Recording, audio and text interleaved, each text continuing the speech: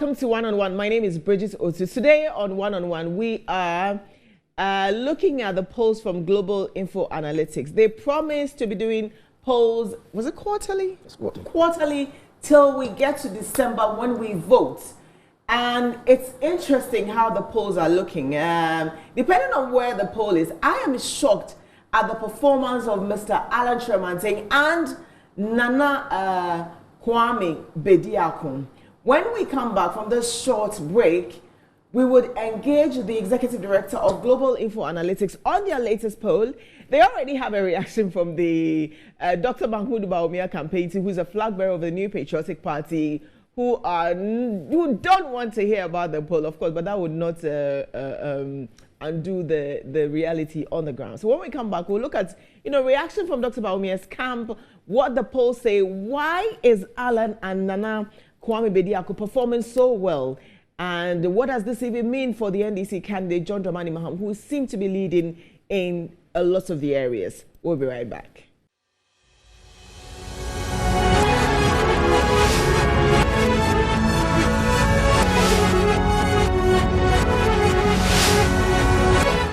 Right, so welcome back to One on One. My guest is the Executive Director of the Global INFOANALYTICS, Mr. MUSSA DANKWAH. Thank you very much for joining us. I always appreciate you coming to the studio to help us understand, polls, what you're doing, what the Ghanaian public are thinking in terms of where they want to go. So I'm really grateful to have you in the studio. I want to start off with, I think your latest tweet has to do with Nkoko.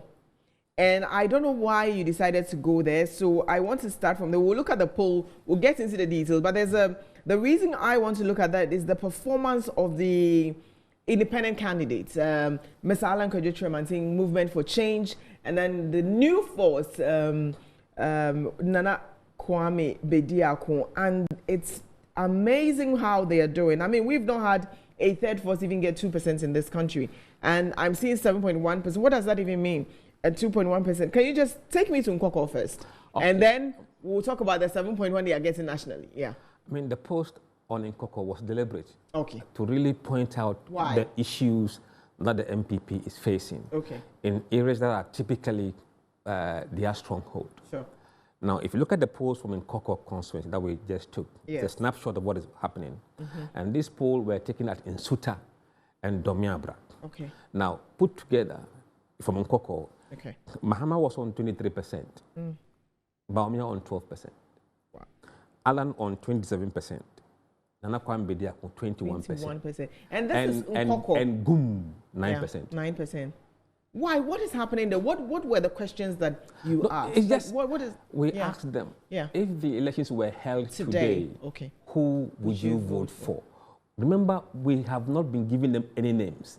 They tell us unprompted. Yes. Okay, so this was not with a name. No. It's very important that you know this. We have changed our methodology in the sense that we want people to tell us from their own mouth without seeing any list we have or showing them any pictures that we have on the tablets. So this is unprompted. Wow. Now, if you break it down to the electoral areas, which we were showing, to tell people that we are very thorough and we go to that level of minutiae. Sure. In Nsuta electoral area, John Mahama, 36%. Dr. Mahmoud Bawumia, 9%. Alan Tremantin, 36%. Wow. Nana Kwame Bediako. In Nsuta? In Nsuta. So 36%, John Mahama and Alan Tremantin are tied? Are tied in Nsuta. Wow. Bawumia on 9%. 9%, yes. Nana Kwame Bediako on 9%. Gum, 9%. Wow.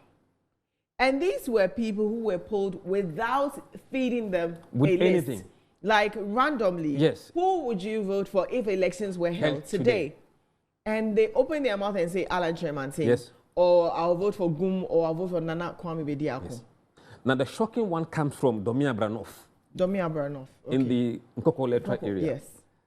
In that electoral area, Nana Kwame Bediako, 27%. Wow. John Mahama, 19%. Dr. Bawumia, 13%. Alan, 23%. Gum, 9%. Wow. So what does this? So you've done this for a while now. What does this show in terms of the national outlook? I mean, this was done, I know, in Nkoko. Yes. It is the reason why John Mahama is leading with 54%. Nationally? Nationally. Okay. Because traditionally, those votes that should have come to Dr. Bawumia, if Alan wasn't in the race, or Nana Kwame wasn't in the race, would have added to Bawumia's numbers. Okay. Because these are natural MPP affiliates. Okay. So we are just trying to portray or show the level of division within MPP and how that is affecting MPP's overall numbers. Wow. That is why we showed Nkoko in particular, because Nkoko is the typical MPP. Nana Kwame is on 21% there. Yeah. And 9% for GUM. Yes. Wow. And those are numbers that could have gone to NPP. Absolutely. Dr. Mahmoud Bawumia. Yeah, absolutely. And so it is not like the NDC is really gaining. It's the NPP that is losing. In the NPP area. Yes. In the NPP areas. Yes. And Tremanting is a beneficiary of that. And he got 36% flat. Yes, and in Domiabra North. In Domiabra North. Yes. Wow. Okay, so let's do the national one that you put out. And I have been looking at it. Prior to that, I want you to a quick response to, I know you did a detailed response, Global INFOANALYTICS did a detailed response to, when the spokesperson for Dr. Mahmoud Bawumia is Dennis Miracles Abuaji. And I mean, he simply said he doesn't think that the Global INFOANALYTICS, their poll is well looked at. I don't even know what he meant by well looked at. But of course, if you bring a poll that says that, look, my candidate is losing, perhaps I would respect it, but I'm trying to put my mind in Dennis's head and just, you know, without giving it a chance of maybe examining it scientifically, just to rubbish it, you know, say, oh no, it doesn't mean much. When you heard that, what was your initial reaction? No, I wasn't surprised. Okay. But because the attack was against the company, right, and the company has directives that they has to defend it, sure, we felt the need to respond and then put the record straight, sure, for Ghanaians to see whether we are credible, whether our work is detailed, or whether our work is just a shoddy work that we do.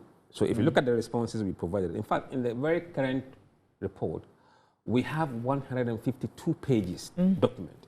Sure. We have never seen anyone issue any poll in this country that's even 10 pages. But sometimes those polls are hailed because probably it portrays a certain outcome. Sure. We have been doing this for the past 25 months or so, consistently. Now, our methodology is very rigorous in the sense that every step of the process complies with the best practice in doing research. Sure.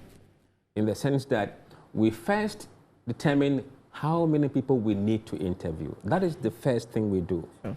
And that is determined by mathematics. Sure. And you know, with mathematics, you can't say 2 + 2 is 17. You'll be caught. And we indicate the key variables we use to calculate the sample size.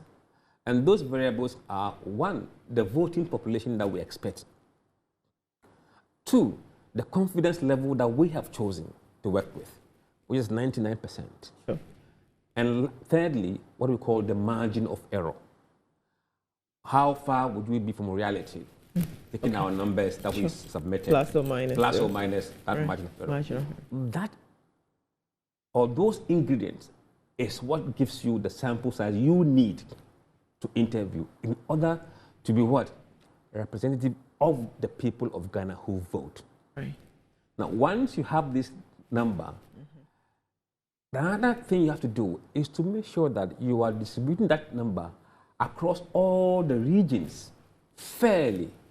And that fairly is determined by you ensuring that it is given to every region based on the number of voters who vote in that region. Right. So you would see that Ashanti region or Greater Accra will be the number 1 because it has the highest number of voters, followed by Ashanti region. Then you have Eastern region, then you have Central region, you have Western region, voter in that order. So the samples are divided fairly. Okay. And then once we have done that, we then select 30% of the constituencies from each region. So if Ashanti has 48, 30% will give us roughly 14 constituencies. These numbers will be selected by a computer randomly. So we don't say that, oh, let's go here by virtue of where we like or where we don't like. Right. In some cases, you pick a constituency that's very remote. And I have to tell you that we have to go to places with ferry. Wow. Because it has picked Karachi into Muru. And access routes, yeah. Access. And people call, oh, it's in a remote area. I said, we have no choice but to go. Because we want to make sure that the sampling represents the views of the people that we have picked. All those goes into that. And then when we come to the constituency level, we also look at the electoral areas. As I just mentioned, the largest electoral areas in Nkoko are in Suta and the Mianmar North. So this sample were done at that electoral area. So we go to that level of minutiae to ensure that the voices that are coming out are not just from any part of the constituency, but spread across. This is how we do it across everywhere in the country. So in terms of rigor, I think we are very rigorous. Sure. I mean, I will let you continue, but just to get the exact quote of Miracles Abuaje, which I believe you've answered, but in case you're not aware of the statement, he says there's not a single organization that has authority over electoral polling. I don't think they've said that. We have about 4, 5, 6 of them that we work with. Unfortunately, it looks like this particular poll, it means the Global INFOANALYTIcs, is one that we never received their indices that they use. That's not true because they actually make it public. Now, who are you sampling, he asks. Which people are you talking to? We don't have much we can do about that particular one because it doesn't tell much. It looks very scanty. It really doesn't tell of polling that was done properly. But I mean, I think these answers, these questions have already been answered by Musa and also they are very public. I mean, there are pages on Twitter at Global Info Analytics. So on Twitter, you can go there. Whatever they do, however they did, whichever samples are wherever they went, it's public. So this is not secret. Again, that's why I said, look, he's the spokesperson for Dr. Bawud Bawumia. So expect him to simply dismiss it. But behind the scenes, trust me, they will look at it and be working with it. But I mean, publicly, they need to put on strong face and say, we don't like it. We don't trust it. But no, we know this tricks way too well. All right. So yeah, continue. Sorry. Yeah. So that is the level of detail that we do. And then again, we publish what we call the research instrument. That's the questions we are going to ask. We put them out there for everyone to see. Not only that, you see the locations we are going to go to, and even the electoral areas, and the number of people we intend to interview. They are all there publicly before we even go there. Sure. So if you have an issue with the questionnaire or the instrument, you call us and make a case that, oh, this question doesn't look clear or it looks a bit ambiguous, and we will try and refine it. And indeed, sometimes we have internal debate. So whether the questions are very clear enough, would average voter understand it? If not, then we have to refine and make it much more simpler. We do that. So in terms of rigor, we are really rigorous in terms of what we do. Now, as to whether it reflects the reality on the ground, we have given evidence to that effect. The behavior of every poll is driven by what is going on in the country. We published data from January 2022 till April. That shows standard of living of voters over the period. And when things are hard, you can link that polling number to events in the country. It means we are picking the right sentiments, because in January 2022, things were okay for the MPP moderately. And then in April 2022, when the e-levy was passed, everything began to go downward hill. And we can tell you every date and what happened. And the best performance of MPP came between October 2022 and January 2023. You know what happened there? The cedi recovered before Christmas. Remember, when cedi regained its strength. Oil prices dropped. Remember, lorry fares dropped significantly. Yeah. Those events led people feeling a bit positive. Then we saw that the direction of the country that was not wrong direction began to slide down. Sure. And the right direction was beginning to go up again. And then you look at people's standard of living, it begins to go up. So these are indices that tells you that it moves the sentiment of the people and also with the key factors that determine people's standard of living. So if it wasn't real, you will see that correlation between those data and what people are feeling. So that we have debunked. And then also we have linked that to John Mahama's performance in the poll, because John Mahama's performance in the poll is directly correlated to standard of living of voters and their views on where the country is headed. Sure. When people feel that the country is heading the right way, John Mahama drops. When they feel the economy is doing well, Mahama drops. When the reverse is true, Mahama goes up. Go up. Right. In other words, if you, I mean, this is even like logical. It's just logical. If you say things are going well, then definitely it's for Dr. Baumia. Absolutely. If you say they are not going well, then it's going to John Mahama. I mean, this you absolutely. Don't even need. So that is the evidence to show that the data reflects reality. Right. Okay. So now you've responded to him. Let's talk about what you put together and what is showing in the national space. And I have it with me here. First of all, how long was this done? If we can go to the interviews were conducted in the field between 22nd March and 31st March. Okay. 2024. Okay. And where it was held in 82 constituencies. Okay. In all the 16 regions. Okay. With a sample of 6,128. Wow. Okay.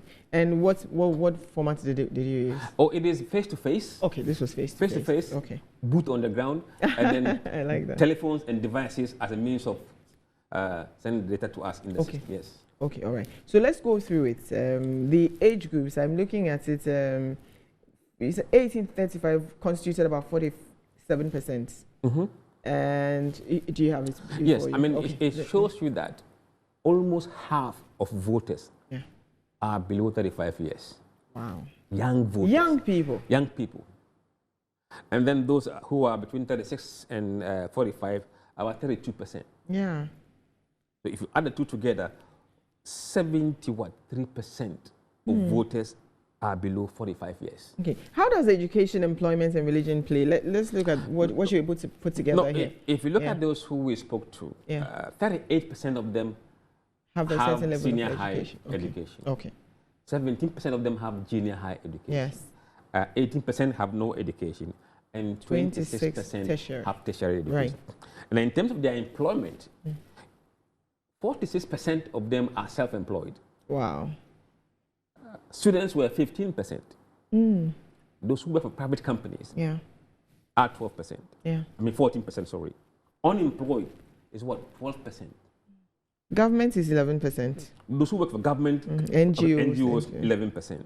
Casual 12%. Unemployed 12%. Yes. And if you look at the unemployed, it feeds into the national data. So if the data was it actually feeds into the national data. The national is around 13. 14%. Yeah, 14, okay. And the margin of error for this survey, remember, is 1.6. Right. If you add 1.6 to 12%, it's within the it is within the national average, which means that the data is solid. It's accurate, yeah. It's solid. Yeah, I just remember that the unemployment data came out. And then if you look at the religious groups, from the survey we have done, Christians were 70%. If you go to GSS today, Christians are 70%. Yeah. So if something is not right, it is the demography that will expose it. Yeah. It means that the sample here is quite representative of the population of this country. Wow. I'm interested in the party affiliation of first-time voters. Yes. I always wonder what influences a first-time voter to go a certain way. Is it their family? Is it their mom? My brain always goes, because I'm a first-time voter. I think we are influenced by the family we come from. My first time votes, I won't lie, my mom, I called my mom, I said, who should I vote for? And then he said, Kufuor, and I just voted.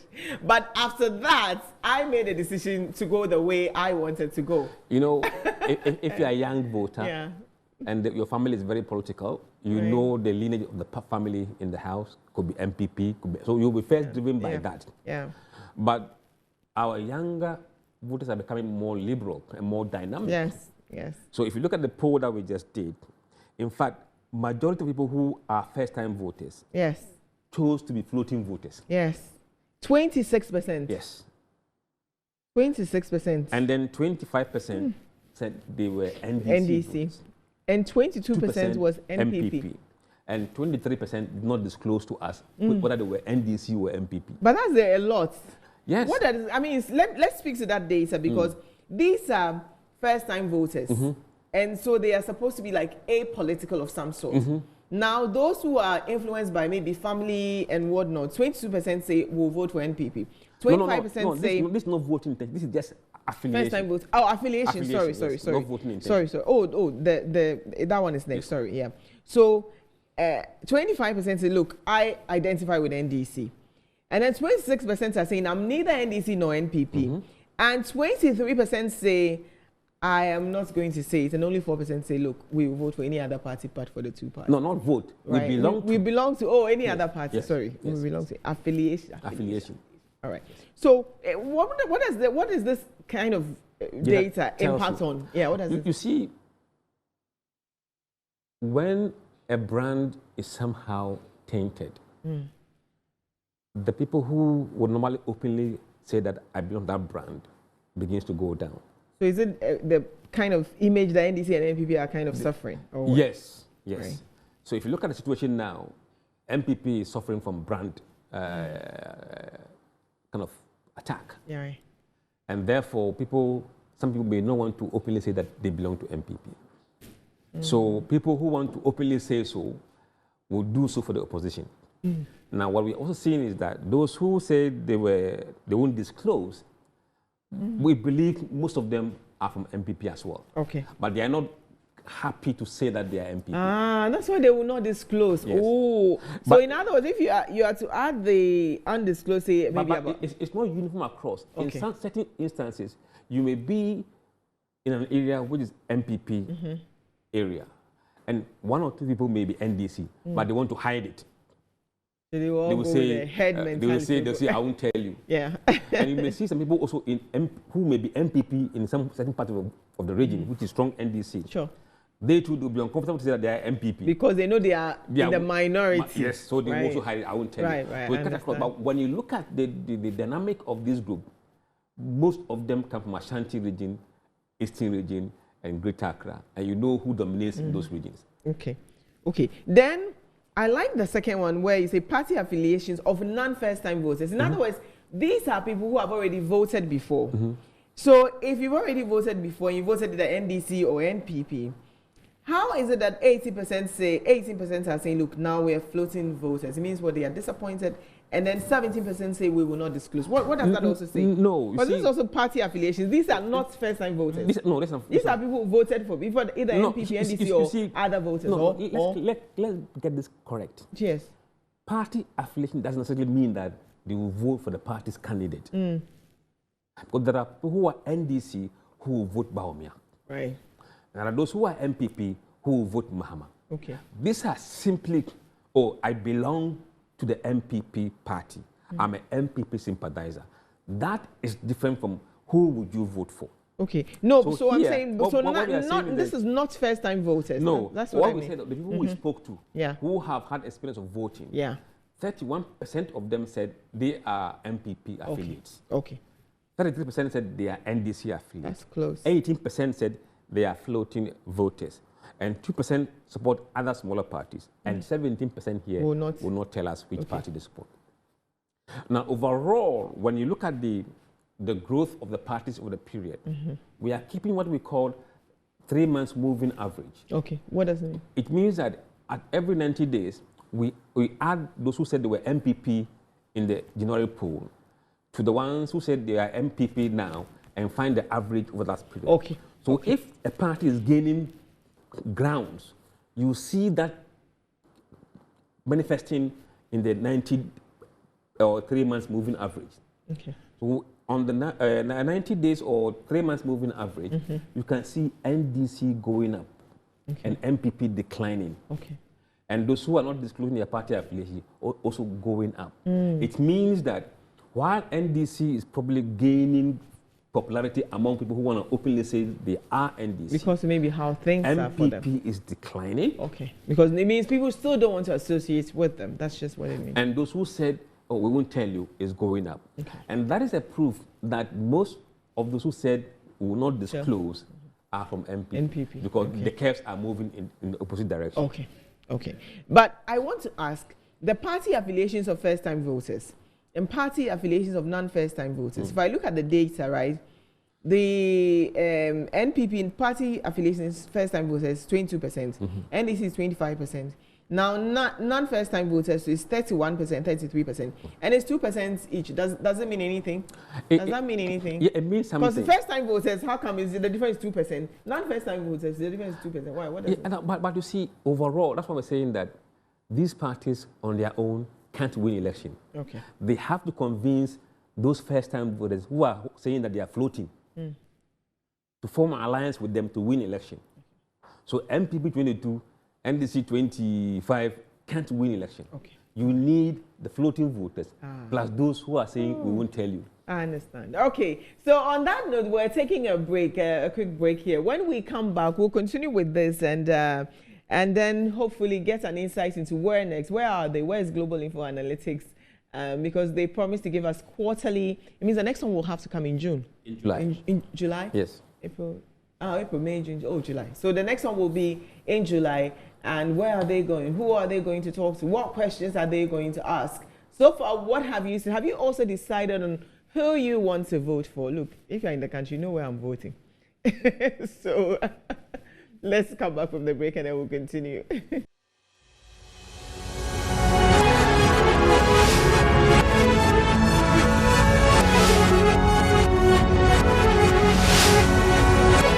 Right, so welcome back to One on One. My name is Bridget Otu. We are engaging Global Info Analytics on their latest poll nationally, and then the special one they did at Nkoko, which is giving some fascinating outcome where you have Mr. Alan Tremantain getting 36%, tied with Mr. John Dramani Mahama, the NDC's candidate in the 2024 elections, former president of the Republic. And then Bediako, Nana Kwame Bediako, he's on 21%. 21%, am I correct? Yeah, I think so. I think. And then the others are 9%, Dr. Baumia 9%. Like, it's crazy. But that's just Nkoko. Then nationally too, there's a certain, what is it called, view that is beginning to emerge where John Dramani Mahama, who is the NDC's candidate in the 2024 election, seems to be leading. Data that the NPP's Dr. Magun Baumia and his team say they will not accept, says Global Info Analytics. They are not the only ones to do the poll, and they are working with some 4 or 5 others who tells them that they are leading, I'm sure. So yeah, so Mr. Dankwah, before the break we were talking about party affiliations, non-party affiliations. I want to jump quickly. And you talked about slogan, whether it has any influence on anything. Does it matter? What did you find? No, we just wanted to find out, because as posters, whether like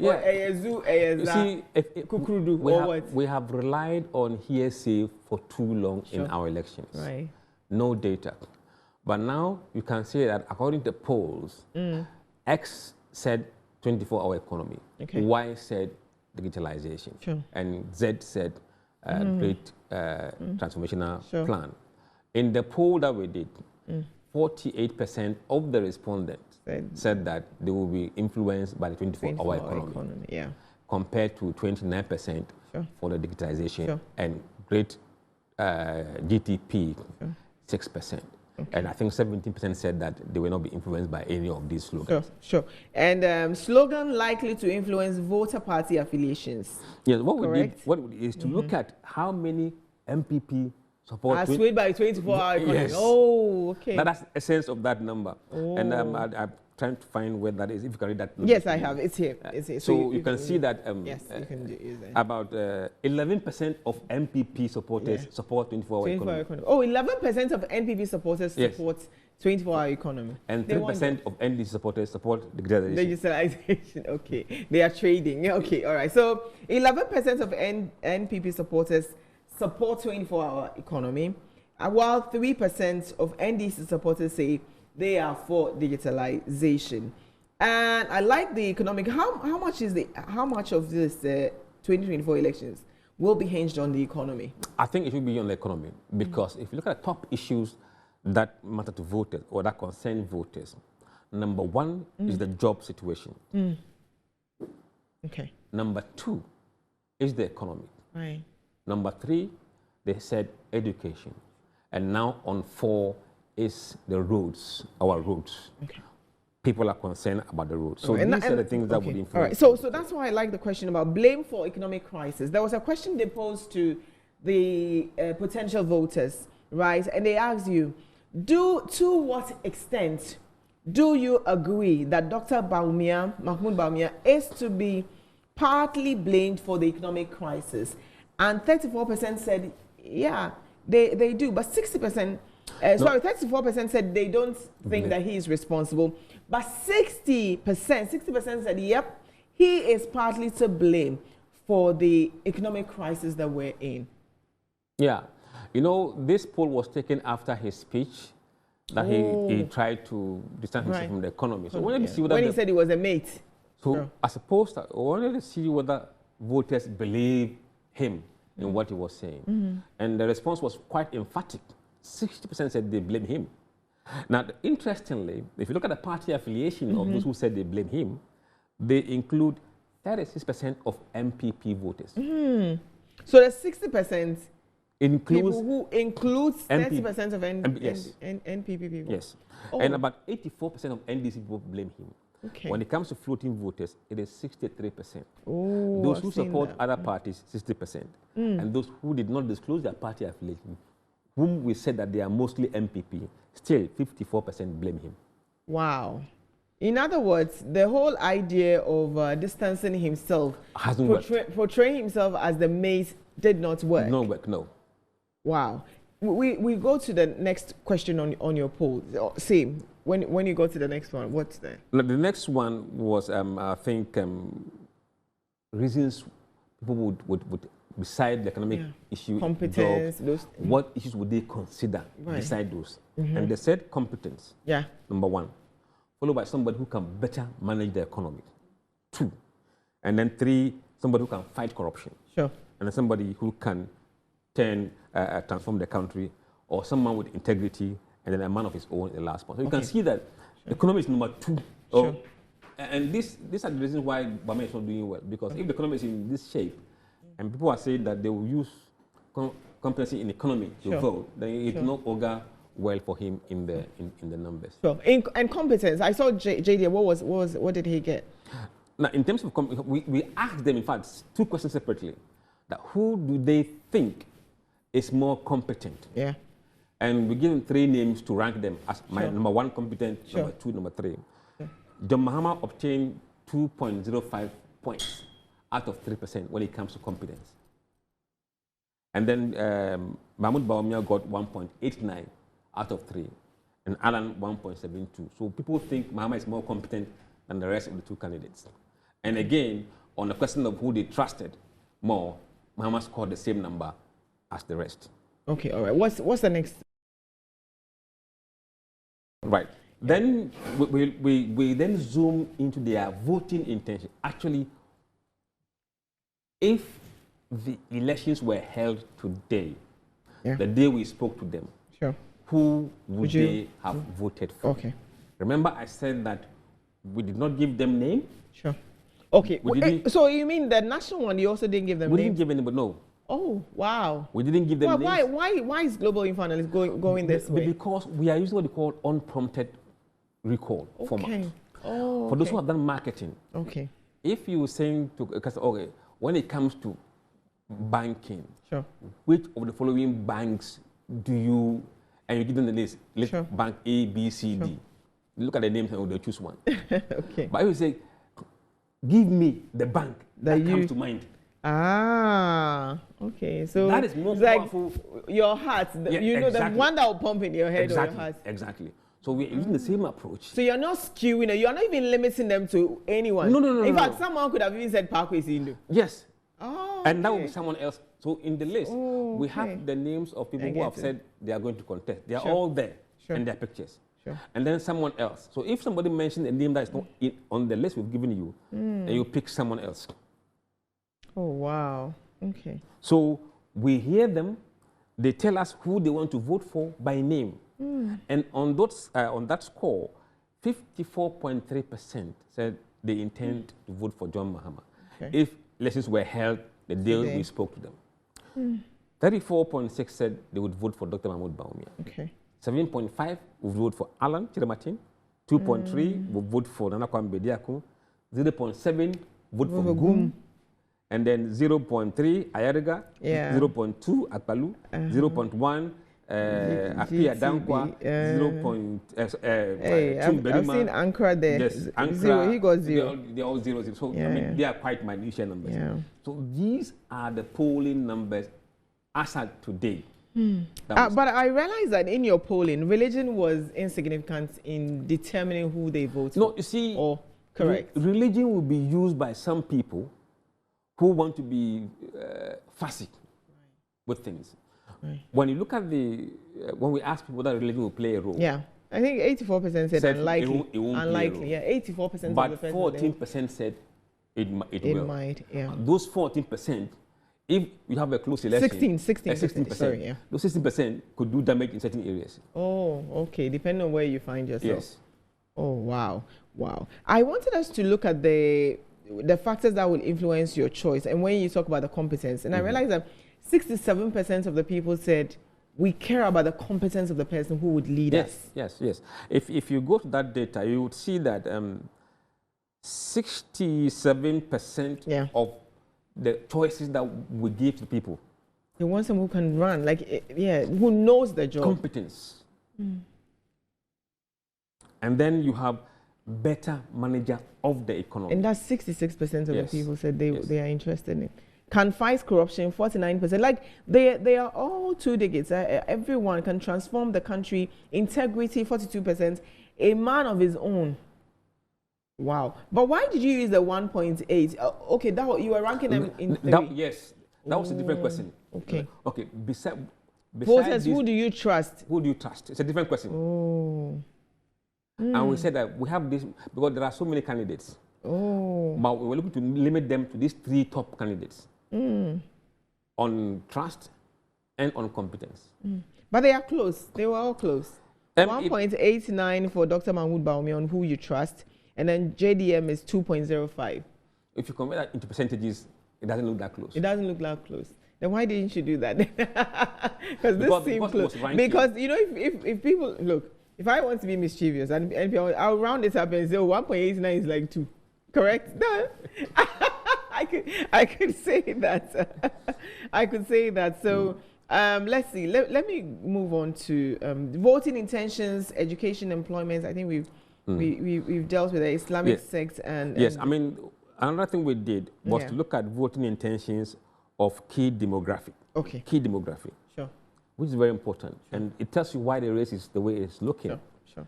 And we must not lose sight of that. Sure. Among those who said they were MPP, 9% of them said they intend to vote for John Mahama. Sure. 83% said they intend to vote for Dr. Mahmoud Bawumia. 7% would vote for Alan Chiramatin. 1% would vote for Cheddar. So from MPP, 8 plus 9, about 17% of people who self-identify as MPP are not voting for Dr. Mahmoud Bawumia. So that's the division we have seen in the MPP. So the division in the NPP is not in anyone's imagination, because it's showing the passing of real. Votes that make. That is why Nkoko was looking like the way he was looking. The way it was looking. When you come to NDC, 96% of NDC voters said they would vote for their own candidate, Dr. John Mahama, and 2% would vote for Dr. Mahmoud Bawumia. 2% only. 2%, wow. Now, crucially, when it comes to floating voters, whom we said you need them to win the election, Mahama is on 59%, Bawumia 20%, Alan 13%, 6% Nana Kwame Bediako. Wow. I think I want us to run through that again. So voting intention, party affiliation. In other words, if I'm in NPP, is that it? If party affiliation means I am with NPP. Yes. Now, so 96% of the people in NDC said they will vote for their candidate, which is John Mahama. Yes. And in that same vein, NPP is 83%. Yes. That's the problem. Okay. And they are losing about 9%. They are losing 9% to Mahama and losing 7% to Alan and 1% to Nana Kwame Bediako. Wow. Yeah, now I can see it well. Wow. Is it, I want to ask, is there time for them to catch up? What would just give you, I mean, we know government spends. Government overspends in election year. And they know, I mean, you can give people money, whatever. It can turn things around. I mean, in your scientific world, let me tell you how much money can turn things around? Not a lot. Because if you look at the polling numbers we've had since January 2022, right. John Mahama was on 58% in January 2022. And today, it's on 54%. Okay. So it hasn't changed that much. It tells you that the race is quite stable. Now, there is some time. Unfortunately, Bawumia is not making enough gains every 90 days. So it's rather the other parties that are gaining? Or? John Mahama is gaining a lot more than Bawumia is gaining. Okay. Overall, looking at the numbers that we have. Okay. But if MPP succeeds to turn the economy around very rapidly, and the sentiments of voters change from negative or wrong direction to right direction, these are the factors that could change the race. But that time he hasn't got. Okay, because we have like 8 months. 9 months or 8 months. 8 months elections. And we haven't seen rapid collapse in Mahama's support. Sure. Okay. That was also dependent on Mahama losing support. Because if his voters are stagnant. If Bawumia wins all the MPPs back home, he needs to win floating voters. At the moment, John Mahama is on 60% of floating voters. That is quite huge. And that is a problem not even just Bawumia has, but also Alan Martin. For him to perform far better than what he's doing now, he needs to break the front of NDC. So that fewer NDC will be voting for John Mahama, and some will come to his camp. And also need to break the front of the floating voters and take a chunk from Mahama. At the moment, Mahama is nearly 60%. And that number is too high for him to lose the election. That's why Mahama is where he is today. Okay, all right. Now, I'm interested in ethnicity. Is it playing any role with what you're doing?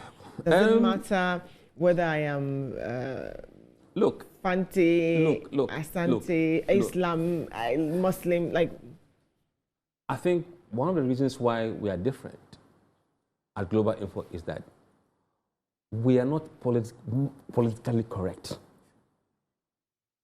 Things that people find difficult to say, we'll tell you.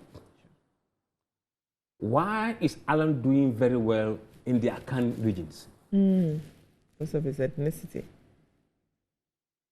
Why is Nana Bediako doing very well in the Akan regions? Okay. For those who don't want to vote for Bawumia and they are Akans, they have a choice. And that choice is Alan Martin and Nana Kwame Bediako. Wow. So in other words, I am not NDC, I don't care, I don't want to, but I would rather vote for somebody else.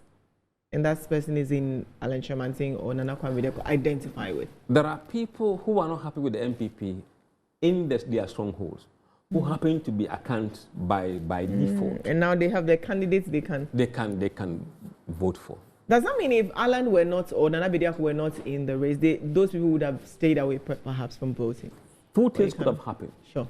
Some would surely vote for Mahama, but some would vote while holding their noses on pet, but behind the same. You vote for the party. And others will stay at home. Okay. That is the reality of voters' behavior. Okay. If he doesn't like the choice you've given him, he will decide. And that's what they are doing right now. Okay.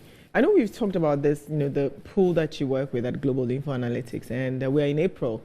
And I'm sure you'll be feeling a lot of heat. How has the organization prepared itself for the kind of heat and attack? I mean, this response is like one. I mean, I can imagine, you know, maybe when July will come, there will be a response to it. And then July, August, September, October, I think, thereabouts. Yeah. So what is the strategy? The team is a very young team, right? Very dedicated. And this morning we shared some of the comments on our group across the country, and people were just laughing because they had voters. Sure. They spoke to people on the street. They knew what they were told. So for them, they're not perturbed. And we are not putting them in the limelight to be slaughtered by the political class. So you need to have somebody who is clean enough to withstand some of these things. With us, we just didn't come into this polling by accident. We planned and we came in. We knew we're not corrupt. Once we are corrupted, I think that's where you begin to fall apart. Right. We are very strong in terms of ethics. It's not like the opportunity has not presented itself to be corrupted. Look, I have been in this country for several years. I've worked as in my capacity as a consultant. We've had chance to be corrupted. We didn't allow ourselves to be corrupted. We won't allow that now. We have ethics. And above all, we have values as Muslims. And I want to protect the integrity of my family, the Ayuko clan. I will not disgrace them. I guess, but that's why, is it the same team you're maintaining or you're changing the team? I mean, no, see, we maintain a very team that has been there for quite some time, but we do additions. But the core team that we are there, I mean, we are there and we understand the risk. And sometimes we just sit down and laugh. We don't take those things seriously because we know that anybody who does any poll in this Ghana today, scientifically, with rigorous methodology, will be saying the same thing we are saying today. I can tell you that. Okay, all right. So if I have $5 million or $10 million, but let me raise it, $5 million is small, $10 million, do a poll for me, put me in the lead. I will not do that. Oh, $10 million, you'll be rich, or you and your family? I will not do that. I'm telling you. You can sell the company. I am telling you I will not do that. Why not? Why? What is in it? Why you see, the commitment to see this money, there are people money doesn't motivate. The good name is better than riches. And also, you see, when you have a strong values based on other ethics and religion, you know there will be accountability one day. What would I say to my God when I'm called before him? Let me tell you a story. I was offered something, to do something that would go against the state. I remembered the struggles of my mother when she was walking down the road to go to Accra as head porter. And I said, it is this act of corruption that has kept our people in poverty. I won't disappoint her. She's still alive today. I won't do that. MUSSA DANKWAH, thank you very much for coming on my show. Always a pleasure to have you on the show. And I hope you guys enjoyed your Salah. I know fasting the entire month was not easy, but thank you and congratulations as well. I know you took part. Yes. And thank you at home for watching. My name is Bridget Otu. See you again next week.